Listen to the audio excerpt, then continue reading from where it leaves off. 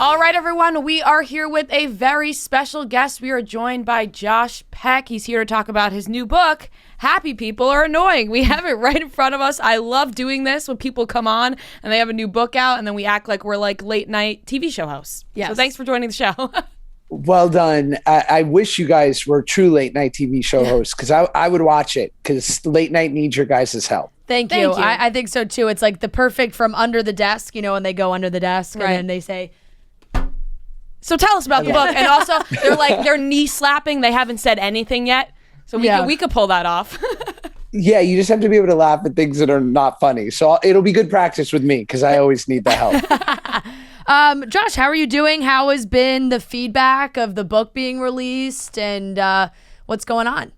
It's been great. I mean, I started writing this thing over a year ago and I was alone with my thoughts and just like putting it down on paper. And then you sort of give it over to the world and the feedback's been lovely, but it's also been like, wow, you're very honest. And I'm like, I guess so. I live with myself, right? So I'm sort of used to it, but I'd never really been this honest or public about my life, challenges and whatnot. So it's a little scary, but I think inevitably it's probably a good thing. Right. I think it's a great thing. And obviously we've seen you do a ton of interviews over the past few weeks and we're like, how do we ask him something new that hasn't been asked before, because people are, they're asking you the same questions. And we actually had Jason Tartick, you went on his podcast recently. He was in here yesterday and he was just talking about you. And he said the same exact thing. He was like, he is so honest. So we're really excited to just talk about everything that's in this book with you.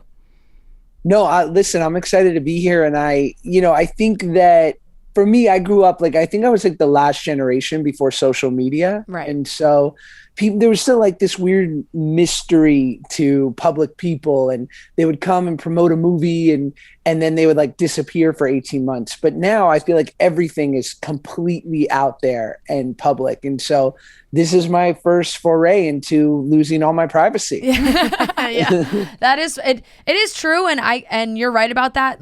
As soon as I opened the book and started reading, I was like, wait a second. I thought I knew this guy and I don't know this guy at all. Because we grew up watching Drake and Josh, so we loved it and all that and all of those shows.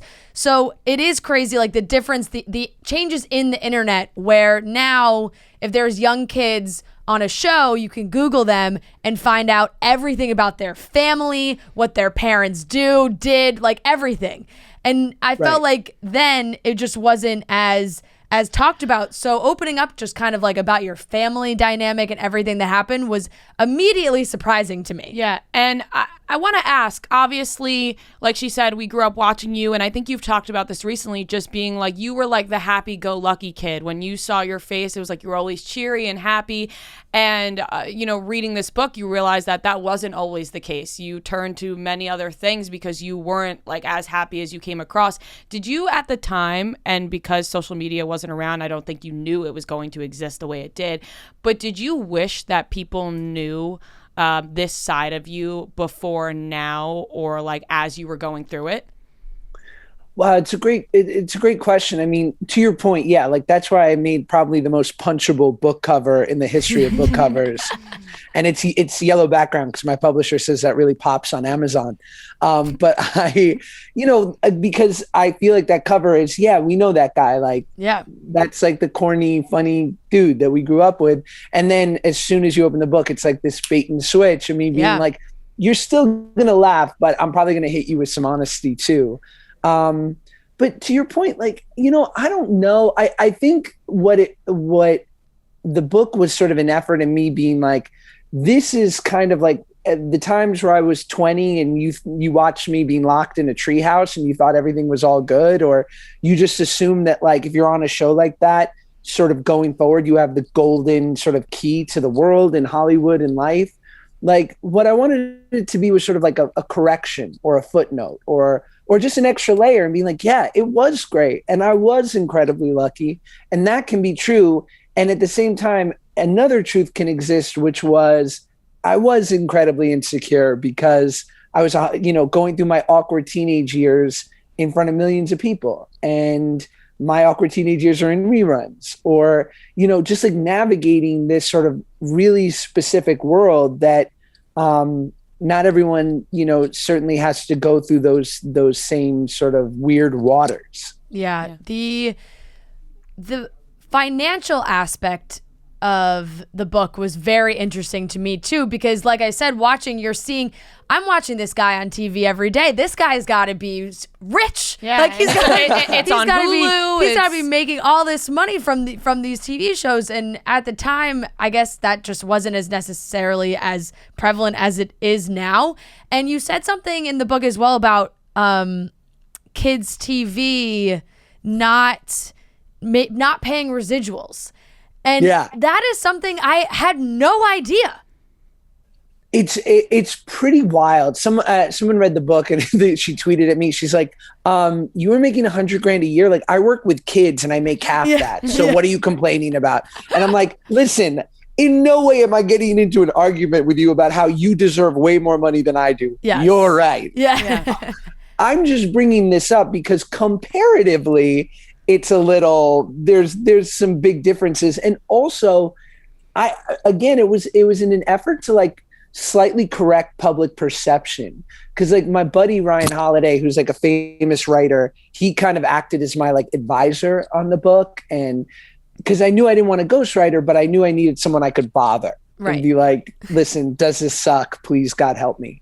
And so when we got to this part, he said, "You have to say how much you made." And I'm like, "That's gross. Like, who talks about money like that?" He's like, "No, because the misconception is you do this show and you're set."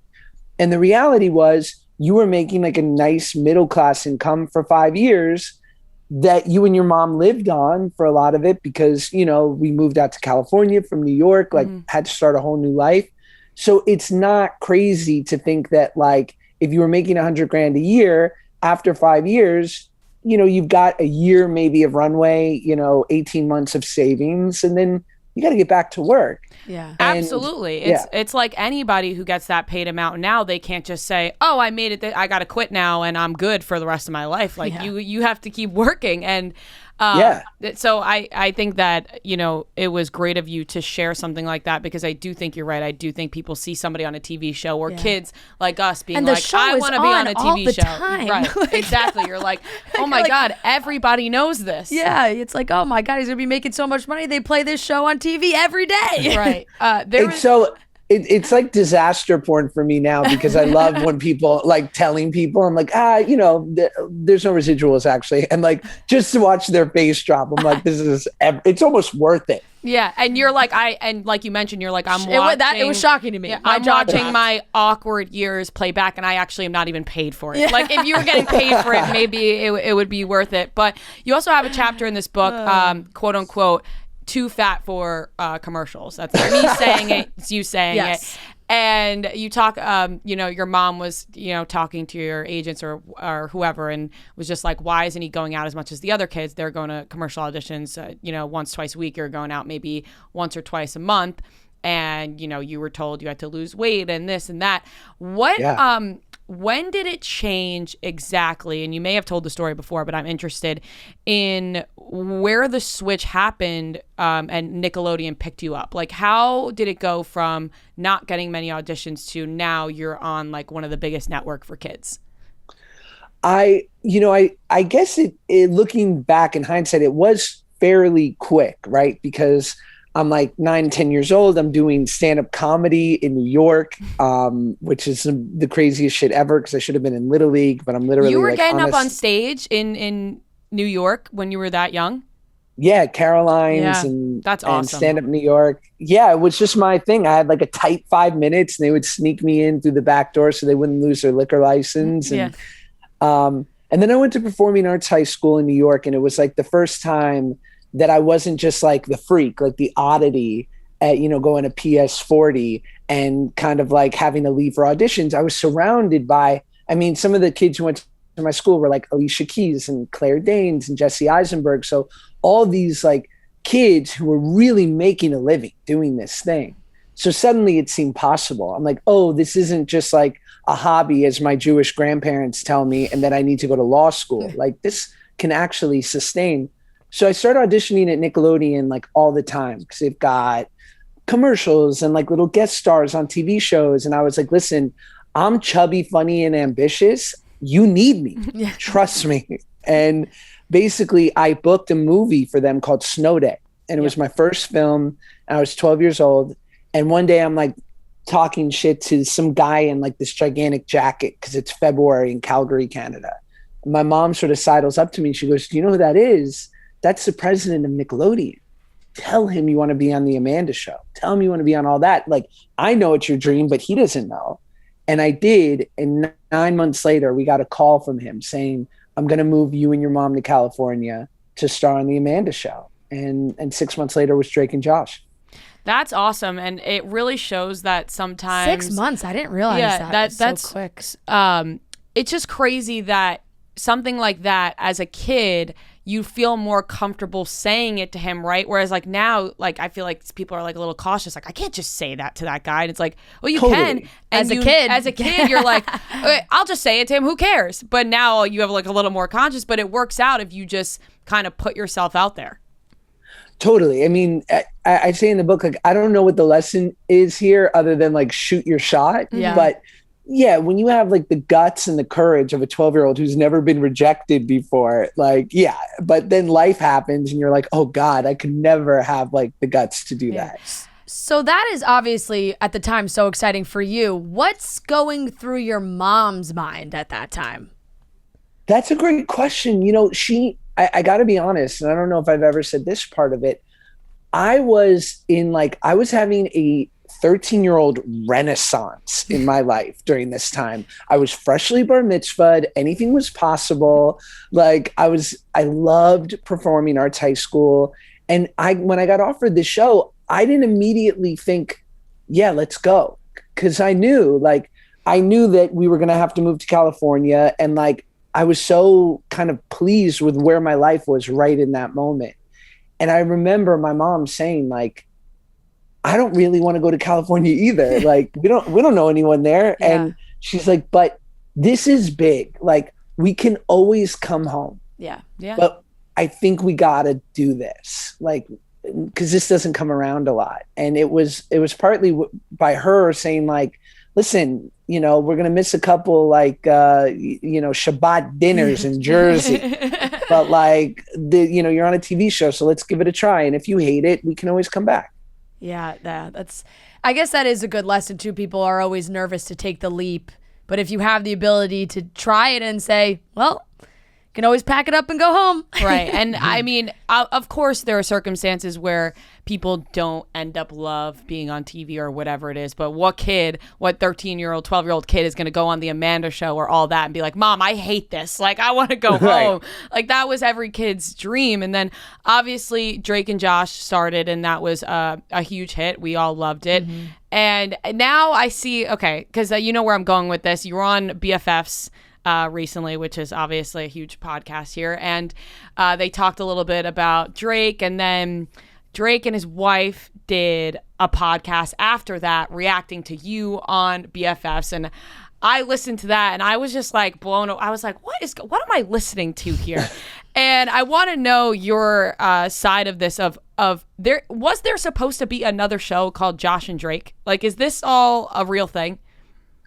No, I never really I never really had any desire to say anything, but I kind of talked about our relationship slightly in the book. Yeah, so I think that's where I just was like a little bit more liberal in sharing sort of my thoughts on things, but inevitably, it is what it is. I think I talked with Portnoy enough about it. Yeah. So at this point, I don't know. I don't have too much more to say about the whole thing, Yeah, it's and I do think, because you've had these big moments and everyone still, sometimes you watch people on TV and you think that's like their life in real life. And when the truth is you don't actually see that person that much.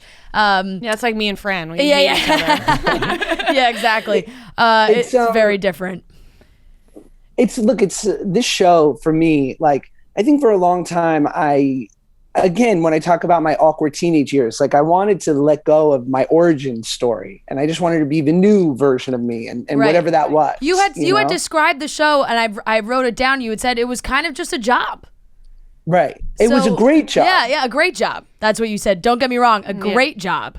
But you would just go home and like, it said, you said I'd go home to an apartment complex, watch hockey with my friend who lived in my building. And that was kind of it.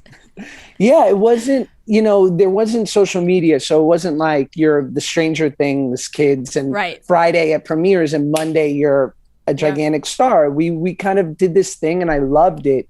But I also knew that there would definitely be a stigma and a preconception about who kid actors are, because for every, Zendaya, there's like 1,000 burnout stories that sort of perpetuate that narrative. So it can be an uphill battle a little. So I just was like, I knew that I had my work cut out for me when the show was over, but over time I've seen like people really marry themselves to the first sort of image that they fall in love with. And that was me on Drake and Josh. That's Steve Carell on The Office. And like, you can do a lot of dope stuff, but you don't want to fight that. You want to embrace that you made people happy. Yeah. And also talking about social media now, it's also like there's so many more paid opportunities, I think, now for people on TV shows that, they may be getting paid a certain amount on the TV show and may not be this crazy amount that people think it is, but then they get the ads and they get people following them. And you didn't necessarily have that at the time. I feel like you know that better than either of us on how you totally monetized your social media. Like I remember I started following you on Twitter, maybe in like 2011 or whatever it was. And you were very active on there. And I think people were excited to see you on there because we got to just see like a different side of you. And you were I just remember following you on Twitter from the beginning, being like, this Josh is great on Twitter. Thank you for the early follow. I appreciate it. And dude, I mean, my life for years, and I don't, it's the life I signed up for. It's been incredibly wonderful. And yet there have been so many moments where you sit in like a waiting room with 15 other guys who look just like you.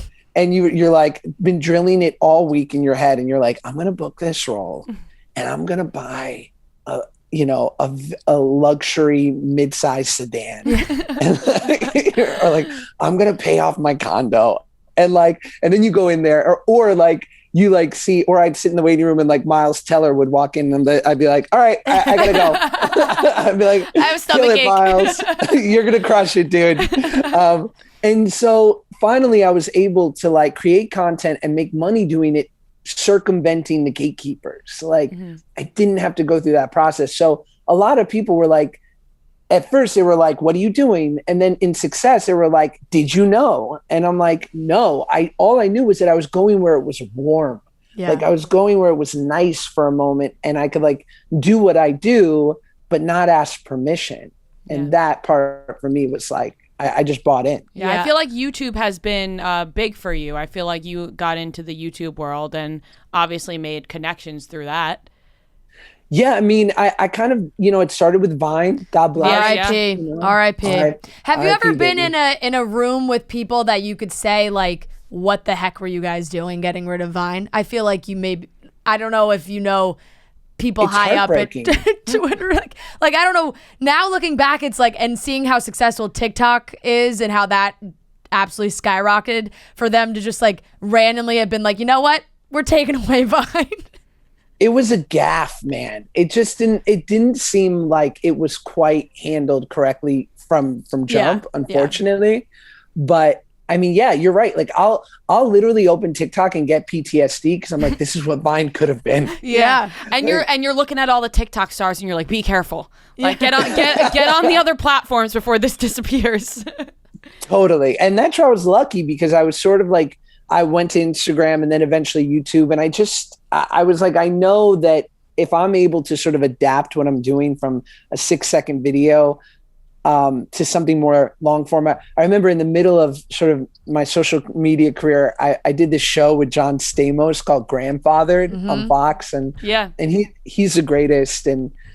But I remember during the audition, we did like chemistry reads with him and we were kind of just chatting and he goes, hey, my nieces really like you on that Vine thing. Like, you think you can be funnier for more than 6 seconds? And I was like, I'll try, John. I think it's so interesting, some of the connections and relationships you've made, just like John Stamos. It's like, how did these two guys end up together?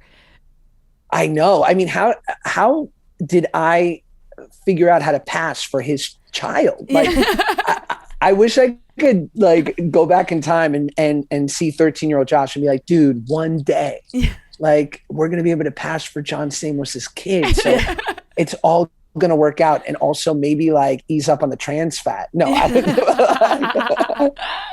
Oh man. Yeah. It is very cool. And I think that, like you said, you've opened up so much in this book about so many things. One of those was your battle with drugs and alcohol, which I feel like a lot of people were not aware of as well. And it's interesting because reading what you said about the moments you've had, the story could have gone so differently in the likes of, you know, we've seen the child stars, we've seen the Amanda Bynes, the Lindsay Lohans, like where it's so public. It's a dark that everyone's talking about it. And it felt like you kind of had some of those dark moments, but thankfully it didn't publicly become a massive thing. You're right. No, I think I say in the book, like there were so many close calls instead of like literally outing myself in this book for some reason. Right. You're like, it could have been driving away from cops in Beverly Hills. Like it could have been all these moments. Yeah. I don't, I was sitting with a couple sober buddies of mine and I was like, yeah, people seem to have really had a reaction to the fact that I've been, in recovery for like 14 years. And they're like, well, yeah, because you've kept it hidden. Right. Like you didn't have that TMZ headline. Like it's just, so people didn't know. Yeah. Now, I'm not asking you to blow up like other people's spots on Nickelodeon, but did like the partying, drugs, alcohol, was that started around that same time, like hanging around like LA, getting to California, or when did that really become opened up to you? I think like certainly I was 17, 18, like sowing my wild oats in this town and being a cliche and going to the clubs. And I'm sure there were like certainly other people in similar profession to mine who were like, on their own journeys. But, inevitably it wasn't anything like that special. Like, because again, I wasn't interested in the famous side of drugs and alcohol or the cool kid side of it. I was interested in the drugs and alcohol. And so for me, it quickly like separated itself, but it's not, it's not random. It didn't come out of nowhere. I obviously overdo things and I had like a lot of data to support that. And then I lost 100 pounds and I was like the same head in this new body. And also just like 18 and supremely stupid. And like, I got some catching up to do. Mm-hmm. Like, I've been like, anytime I get invited to a party when I was chubby, I'd be like, I'd love to, but I got to stay home and like alphabetize my DVDs. Like, I'm just like I'm crazy busy. And so here I am, 18. I'm like, oh, I want to live. And so when I started to partake in these things, I just was like, oh, this is so typical. Mm-hmm. Like, this is just what people my age do, not knowing that for someone like me, it was going to lead me down a bad path. Right. And to be fair, we all get opened up to that stuff at those ages. Like, it's not just like child stars that all of a sudden the world opened up to drug and alcohol. Like 15, so you get to high school, that world is just opened up for everybody. And unfortunately, some people have a different reaction to these type of things, which was in your case. It's like sad and also almost funny. And I say it in the book, like the first time I did it, and it was like with this girl who like kind of liked me and I liked her, and I just liked being liked. And I just remember thinking in that moment, like, oh, like this is just so typical. Like I feel so normal right now doing like this ridiculous, act. Mm-hmm. And, but that's all I wanted. I just wanted to be like another kid who could be going to, I don't know, SUNY Purchase. Right. Pick your favorite New York school. Oneonta, I don't know. Albany. Yeah. Oh, man. So after all this, you're going through kind of these movie roles, these acting gigs, and you talked about sort of having to like relearn a lot of things. and kind of get back into the acting game, whether that's acting, classes, things like that. What advice do you have now for actors who may have had that big child role that everyone remembers them for, but they're like, hey, we want to keep acting, like we want to keep doing these things? What advice do you have to them who maybe want to step out?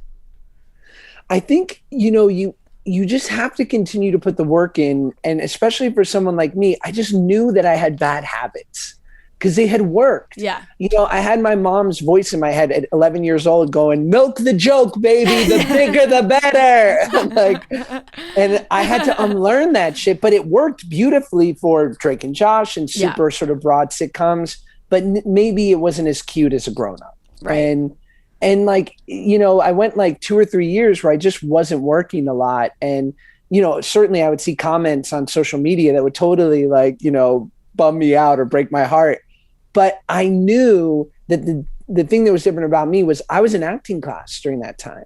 And I would see each week, I'd be like, you know what? I might not be booking right now, but I'm getting better. Like I feel better doing this thing. I'm preparing myself that if the right opportunity comes, I'll be able to take advantage of it. And it inevitably did, but I never would have been ready had I not spent those 3 years like really humbling myself to the process. And it's just because I love it. TV was my escape. It was my best friend since I was 8 years old. And it's a thing that I've always loved. And now I'm like, I have this really small part in this Christopher Nolan movie. And I've been, I was on set 2 days ago going like, I'm the guy from Drake and Josh. Like, what am I doing here? But I'm soaking it up. Yeah. I love it. I feel like you've had a couple of those moments and you've joked about it, and you joke about it in the book, or even here, with John Stamos, or being cast as a brother to Chris Hemsworth was like. I mean, is that the most insane thing you've ever heard? Like, what was that? That casting director, God bless her, she might have had eye problems. That was reading about that in the book really did make me laugh. You're like, Chris Hemsworth has other brothers. Totally. And they don't look like me. I just was like, I remember him talking because his Liam, or Luke, Luke is the one that's not an actor. Liam is the actor. Yeah. Yes. I remember like, again, this is 2009, right? Yeah. Like Chris wasn't even Thor yet. Yeah. And first of all, he has like the nerve to also be nice. Yeah. like I remember we would do scenes and he was sort of older than us. So he would come up to some of the young actors and he would call us cubs. And we'd be like, that's so fucking cool. Dude, with the accent too, right? Like, yeah. We would rest in between scenes and he'd be like, oi, tired cubs. And you were like, that's awesome. I was like, I'll be whatever you can be my bear daddy, whatever you want. But he was so lovely. And then I just remember him being like, yeah, I have a brother. Like, and we went to like some barbecue together after the movie was over. And then he introduced me to Liam. And I'm like, this sucks. Like, how did I not get born into this genetic like lottery? And they're both so lovely and talented and handsome. Let's be honest, just handsome. Yep. Yeah, straight up handsome. That is very no denying true. that. So, to wrap it up here, obviously you have the title of the book here is Happy People Are Annoying. You seem like you're in a very happy place in your life right now. So how annoying are you? I mean, just ask the internet. I'm annoying as fuck. But you know what? I'm really content, and that's what I was looking for, was like contentment, and to not like attach myself to those like brief moments of happiness or those brief challenging moments that like is inevitable. My buddy always says too much sun brings about a desert. And so I think that the journey of this book was realizing like the good times are coming as sure as the bad times are coming, and try to be like detached from it all and just be okay right in the middle. And that's kind of where I've been. Yeah, we love it. That's beautiful. It is. And guys, for everyone listening, I highly recommend reading the book. I really, really enjoyed reading it and learning everything about you and the journey and the business. I felt like I was learning a lot of things that I did not know, whether that's about acting or social media, careers in social media. I think it's really, really interesting. So make sure you pick up your copy of Happy People Are Annoying. And Josh, thank you so much for joining us. You guys are awesome. Thank you for having me. Thank you so much. It was so great meeting you. Yeah, it's such a pleasure. Yeah, great. Thanks, Josh. Bye, guys. Bye. See ya.